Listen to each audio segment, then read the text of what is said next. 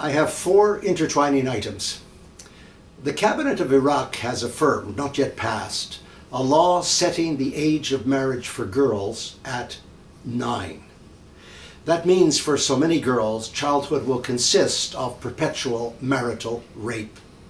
Unbelievable. In the country of Kenya, several years ago when they were discussing the Sexual Offences Act, the women walked out of Parliament because the men refused to allow a clause of marital rape to be included in the legislation. The women walked out of Parliament again last week because the men affirmed a law legalizing polygamy. But of course, polygamy violates the International Convention on the Elimination of All Forms of Discrimination Against Women, a convention which Kenya has ratified. Unbelievable.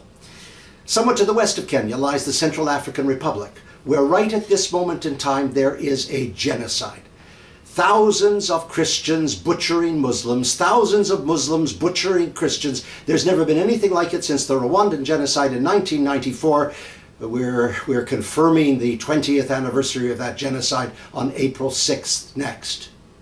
Do you remember the words? Never again?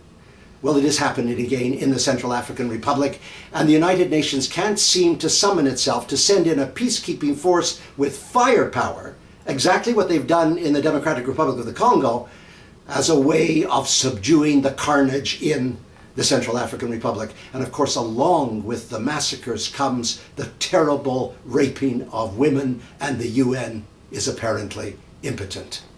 Unbelievable. And in that self-same Democratic Republic of the Congo, the warlord, a man named Katanga, was found guilty of crimes against humanity and war crimes by the International Criminal Court just a few days ago. He was found guilty because of terrifying massacres in the Congo.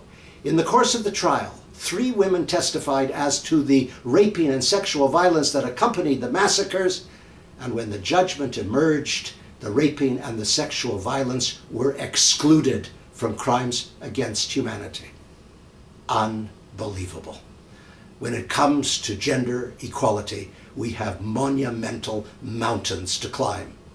That was last week. I'm Stephen Lewis.